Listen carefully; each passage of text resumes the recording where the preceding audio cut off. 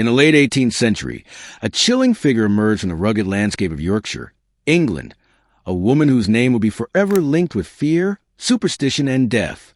Mary Bateman, later branded the Yorkshire Witch, was born in 1768 in the small village of Assenby, near Thirsk. From the beginning, she seemed to carry an aura of restlessness, never satisfied with the simple farm life into which she was born. Though her family lived humbly, neighbors whispered that Mary had a cunning streak, a sharp intelligence coupled with an unsettling ability to manipulate those around her. At first, Mary appeared unremarkable, a farmer's daughter, taught to read and write at a time when many of her peers remained illiterate. But beneath this modest exterior lay ambition. She soon left home, dissatisfied with rural life, and sought employment in domestic service. This decision would place her in households across Yorkshire, exposing her to new opportunities, temptations, and, most importantly, vulnerable people she could manipulate. Early accounts describe her as sly, opportunistic, and prone to theft. She was dismissed from several positions for stealing money or goods, but instead of being deterred, Mary seemed to sharpen her skills. She learned how to win trust, how to read people's fears, and, most dangerously, how to turn superstition into a weapon. The late 1700s was an era still heavily burdened by fear of witches, curses, and charms. Many people, especially in rural communities, believed strongly in the power of the supernatural. Mary recognized this weakness and would exploit it ruthlessly. By the 1790s, she had gained a reputation as someone with special powers. Villagers sought her out for charms against illness, predictions about the future, or potions to bring luck and love. Mary's blend of confidence, mystery, and theatricality convinced many she was more than a simple cunning woman. She was a witch, and far from denying it, Mary embraced the label. She wove tales of spirits and unseen forces, often claiming to channel messages from otherworldly beings. But Mary was no harmless village healer. Every charm, every potion, every supposed message from the spirit world came with a price, and often deadly consequences. Her so-called remedies frequently contained toxic substances, and her elaborate cons stripped victims of money, property, and sometimes their lives. Her legend grew darker with each passing year. Rumors spread of people falling mysteriously ill after receiving her potions, of families ruined by her demands for payments, of deaths that followed her shadow. Mary Bateman, the farmer's daughter, was becoming something far more terrifying, a woman who blurred the line between superstition and murder. This was only the beginning of her chilling reign of deception. Mary Bateman did not rise in isolation. Her story is deeply entwined with the culture and beliefs of Yorkshire in the late 18th and early 19th centuries. To understand how she could thrive, one must understand the fear and ignorance of the time. England had officially abandoned witch trials decades earlier, with the last executions for witchcraft taking place in the 1600s. But while the law no longer condemned witches to death, belief in them remained strong, especially in rural areas. Villages still whispered curses, charms, and the evil eye. Folk healers, fortune tellers, and charm sellers were part of everyday life. In communities with little access to doctors, and even less understanding of science, people turned to these figures for protection against illness, infertility, bad harvests, or misfortune. It was in this environment that Mary thrived. Her services were in demand, not because people were foolish, but because they were desperate. When children fell sick, when crops failed, when money vanished, people sought explanations beyond the natural world. Mary provided them at a cost. Unlike other cunning folk, Mary added layers of complexity to her deceptions. She claimed to correspond with the oracle, an unseen spirit who communicated through letters she conveniently produced. She would present messages supposedly from the supernatural source, filled with cryptic advice that always reinforced her own authority. Victims were convinced they were dealing not just with Mary Bateman, but with a higher power speaking through her. Her ability to command respect and fear was astonishing. Some believed she could see into the future. Others thought she could heal diseases. Still others feared she might curse them if crossed. Mary carefully cultivated this aura, knowing it made her untouchable. To accuse her was to risk her wrath, and who would dare risk the curse of the Yorkshire Witch? By manipulating fear, Mary became more than a healer. She was a figure of dread, a woman whose presence alone was enough to unsettle. Those who resisted her influence often found themselves socially isolated, whispered about, or even physically harmed by her concoctions. This climate of superstition provided fertile ground for Mary's ambitions. But she wanted more than reputation. She wanted money, possessions, and absolute control over those who came to her. And to achieve it, she was willing to use the deadliest of tools, poison. Mary Bateman's reputation as a cunning woman grew steadily in the 1790s. She quickly learned that a dash of mystery, combined with calculated deceit, could turn her into a figure of power.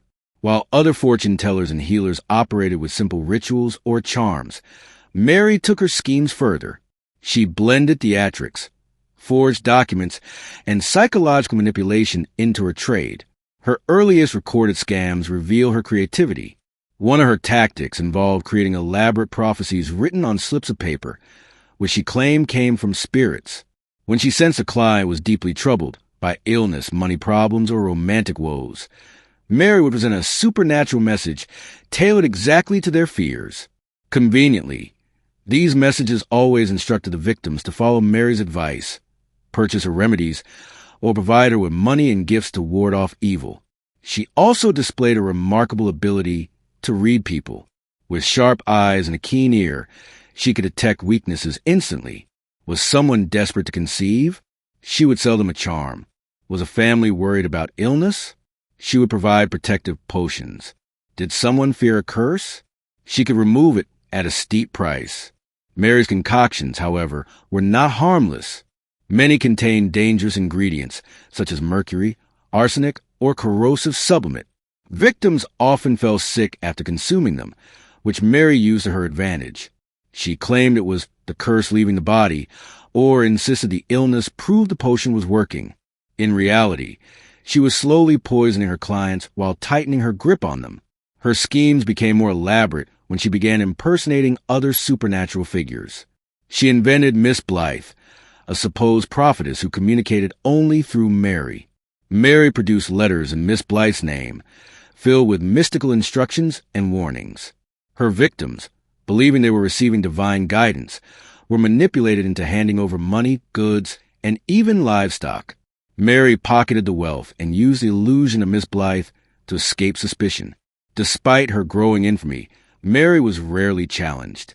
Few dare accuse her openly, fearing she might curse them. Others felt too ashamed to admit they had been duped. The law, meanwhile, found it difficult to prosecute such cases, since superstition still clouded evidence, and many victims refused to testify. By the turn of the century, Mary Bateman was no longer just a village fortune teller. She was a master manipulator, weaving complex webs of deceit that trapped entire households. And as her greed intensified, so too did the stakes. Small cons and poisons gave way to deadly plots, where human lives became expendable tools in her pursuit of power. The Yorkshire Witch was preparing to leave behind mere trickery and step fully into the realm of murder. To truly understand how Mary Bateman could commit her crimes so openly, one must step into the mindset of early 19th century Yorkshire. It was a time when religion, folklore, and fear of the supernatural coexisted uneasily. Science had begun to make progress, but for ordinary people, unexplained illnesses, accidents, and deaths were often blamed on curses, charms, or witches. Families lived under constant anxiety. A cow might die suddenly, and whispers of the evil eye would spread through the village. A child would fall ill, and neighbors would murmur about a curse. Superstition was woven into the daily fabric of life, and in this climate, someone like Mary could thrive. She knew exactly how to play on these fears. By presenting herself as both a healer and a witch, she became indispensable. To her clients, she was a paradox, someone who could remove curses, but also someone who might curse them if crossed. This duality made her untouchable. Few dared challenge her authority, and those who did often suffered mysteriously, sometimes falling ill after tasting her potions. Word spread quickly. It was dangerous to offend a Yorkshire witch. The Industrial Revolution was transforming parts of England, but in rural Yorkshire, old beliefs clung tightly.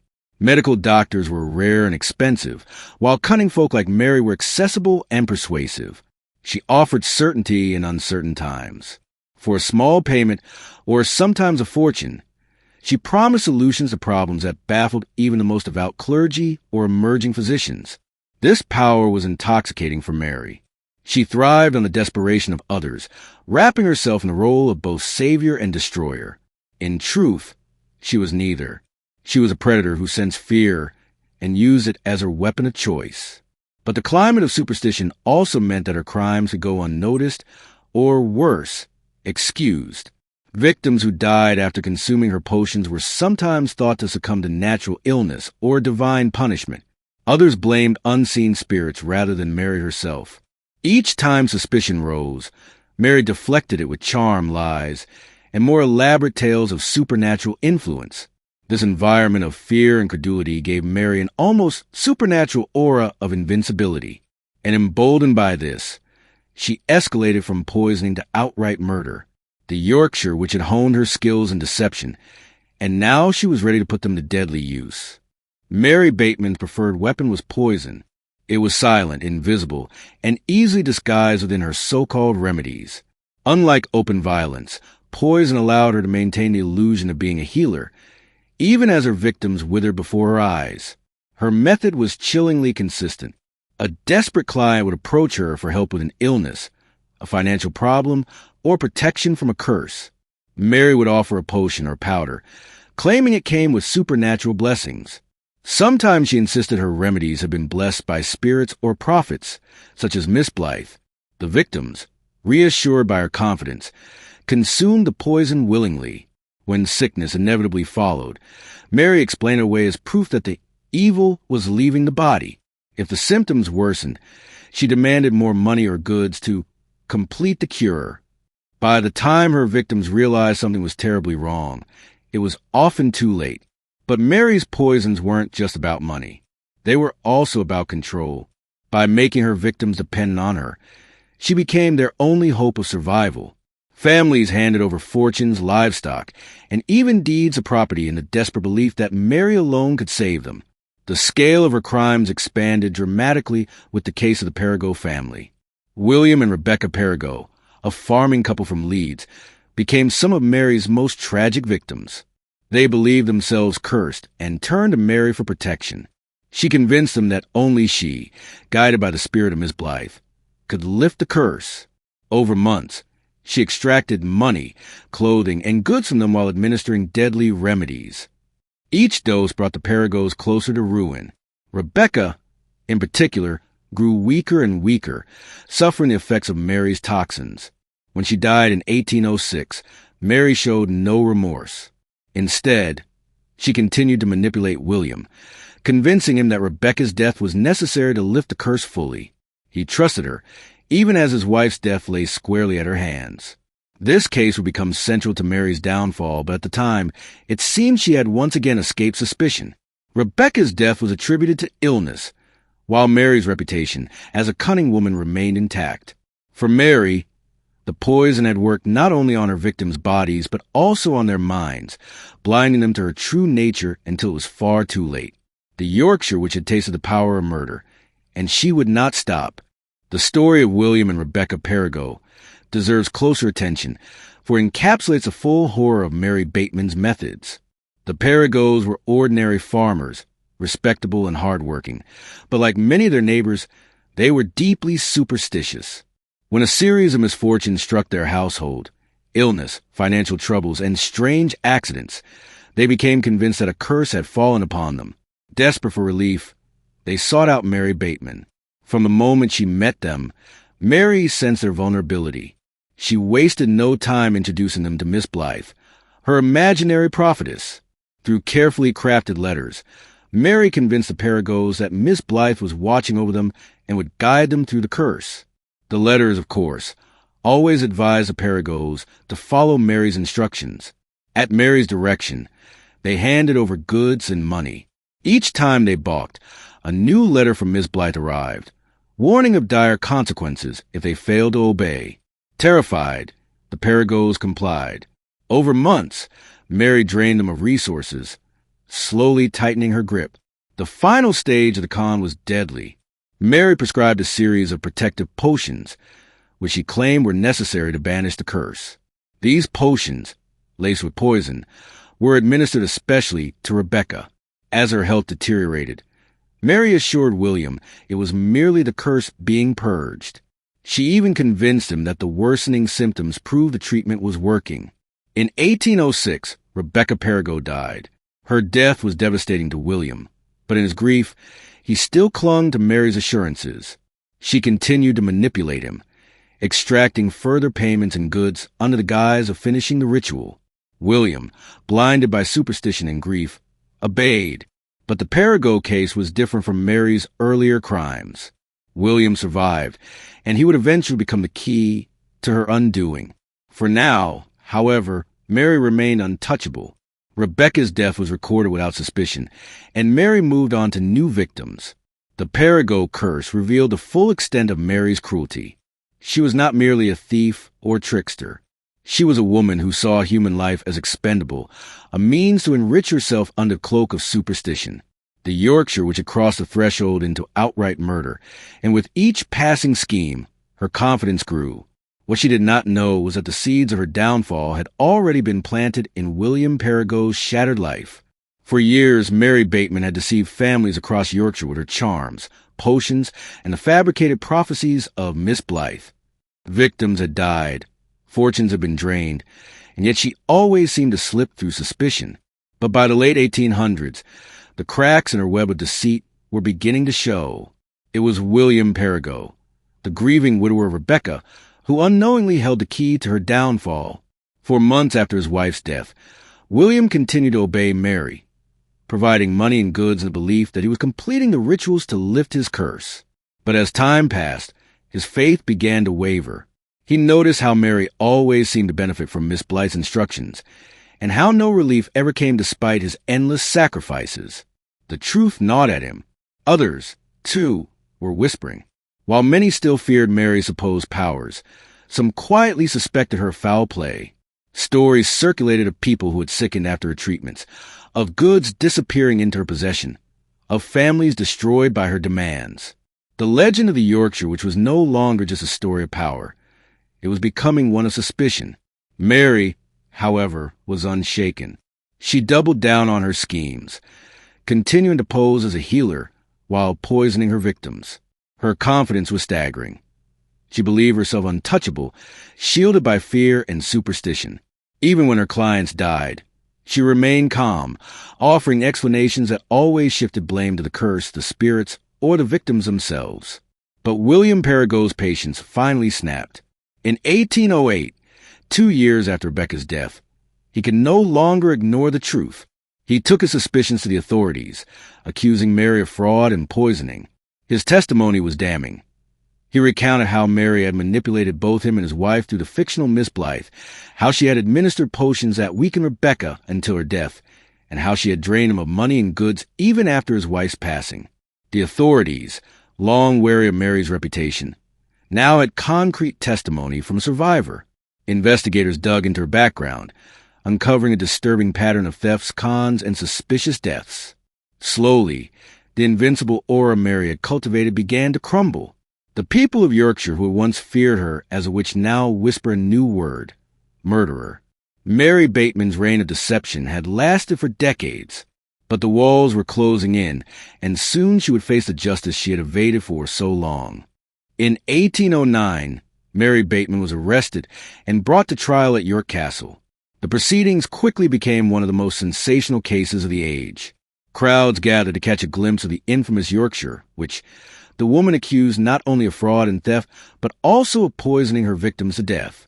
The trial centered on the Perigo case. William's testimony painted a vivid picture of Mary's cruelty, how she had fabricated Miss Blythe's prophecies, demanded goods and money, and ultimately poisoned Rebecca with her so-called remedies. Letters allegedly from Miss Blythe were produced as evidence, but handwriting analysis and circumstance revealed them to be Mary's own creations. The jury listened intently as William described the slow decline of his wife under Mary's care, a decline engineered by poison masked as medicine. But the Perigos were not the only victims. Other witnesses came forward, telling stories of similar manipulations, of charms, potions, and ominous warnings designed to instill fear. Many testified to giving Mary money and goods on the belief that she alone could save them from curses. Some recounted mysterious illnesses that followed her treatments, suggesting a pattern of deliberate poisoning. The prosecution argued that Mary Bateman was not merely a fraud but a cold-blooded murderer who used superstition as her cloak. Her crimes, they said, were the calculated acts of a woman who knew how to exploit fear for profit. Mary, for her part, attempted to maintain her composure. She denied the charges of murder, though she admitted to some of the fraud. She insisted that she had no control over the spirits and oracles she consulted, claiming she was merely a messenger. But the evidence was overwhelming, and the jury saw through her lies. After a dramatic trial, the verdict was delivered. Guilty of murder. The sentence was death by hanging. The woman once feared as untouchable, the self-styled Witch of Yorkshire, would pay the ultimate price for her crimes. News of the conviction spread quickly. Crowds buzzed with excitement, not just at the thought of her execution, but at the symbolic end of her reign of terror. For decades, she had embodied the power of superstition, preying on the fears of the vulnerable. Now, she was exposed as a fraud and condemned as a murderer. But even as she awaited execution, Mary Bateman was not finished weaving her legend. On March 20th, 1809, Mary Bateman was led to the gallows at York. Thousands gathered to witness the execution of the woman they had come to know as the Yorkshire Witch. For some, it was justice at last. For others, it was the end of a figure who had terrified communities with her reputation for curses and poison. The atmosphere was charged with a mix of fear, fascination, and grim satisfaction. Public executions were common in this era, but few prisoners commanded such attention. Mary's crimes, steeped in witchcraft, deception, and murder, had captured the imagination of the public. For many, the spectacle was more than punishment. It was a chance to watch evil itself brought low. Mary, by all accounts, remained calm as she faced death. She reportedly prayed, confessed to some of her frauds, but continued to deny being a murderer. Whether her composure was genuine faith or simply the final act of a lifelong deceiver remains a mystery. As the noose was placed around her neck, the crowd held its breath. When the trap was sprung, Mary Bateman's life ended, but her legend did not. The body of a Yorkshire Witch was cut down and taken to be dissected. At the time, it was common for the corpses of executed criminals to be handed over for medical study, a final indignity meant to strip them of dignity. But Mary's story did not end even there. Strips of her skin were reportedly tanned and sold as charms, believed to protect against evil. Her remains, displayed for study, drew crowds of curious visitors. In death, as in life, she was an object of fear, fascination, and exploitation. The execution of Mary Bateman marked the dramatic fall of a woman who had thrived on deception, yet the eagerness of people to purchase relics of her body also revealed how deeply superstition still held sway. Even as she was condemned as a fraud and murderer, the aura of the witch lingered. The Yorkshire Witch was gone, but her shadow remained. Mary Bateman's story did not fade after her execution. Instead, it entered the realm of folklore, becoming one of the most infamous tales of witchcraft, murder, and deception in England's history. For generations, her name was invoked as a warning against superstition and blind trust. Parents frightened children with tales of the Yorkshire Witch, while ballads and pamphlets spread lurid accounts of her crimes. Historians, meanwhile, debated whether she was truly a believer in witchcraft or simply a clever con artist who exploited the ignorance of her time. What makes Mary's story so enduring is the way it straddles two worlds, the world of superstition and the world of crime. She was not a witch in the supernatural sense, but she embraced the identity to give power to her schemes. In an age when people still feared curses and charms, she became a figure who embodied those fears, using them to manipulate and destroy. Her life also highlights the dangers of ignorance and desperation. The people who fell victim to her cons were not fools. They were frightened men and women living in a world without reliable medicine or scientific understanding. Mary Bateman exploited their vulnerabilities, proving how destructive fear can be when placed in the wrong hands. Today, the Yorkshire Witch remains a reminder of how easily myths and superstitions can be weaponized. Her story continues to fascinate because it forces us to ask difficult questions. Was she truly evil, or simply the product of her environment? Did she believe in the power she claimed to wield, or was she always a cold-hearted fraud? Whatever the answer, her legacy is undeniable. Mary Bateman stands as one of the darkest figures in England's criminal history, a woman who blurred the line between witch and murderer, leaving behind a tale that still chills us centuries later. The Yorkshire Witch may have met her end at the gallows, but her reign of deception and murder lives on in history, a grim testament to the power of fear. If you are intrigued by the dark tale of the Yorkshire Witch, don't stop here. Subscribe to the Crit Stories for more terrifying true crime, haunting mysteries, and forgotten chapters of history. Hit the bell icon so you never miss another chilling story.